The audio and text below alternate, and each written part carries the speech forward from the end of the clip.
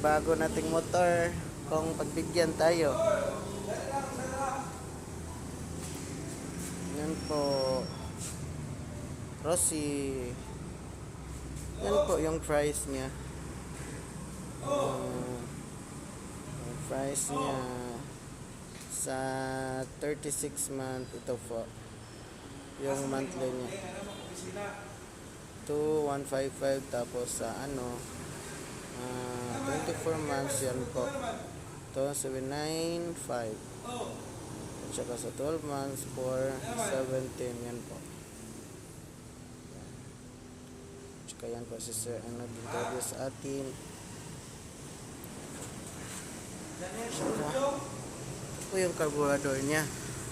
Tsaka naka double shock na po yan.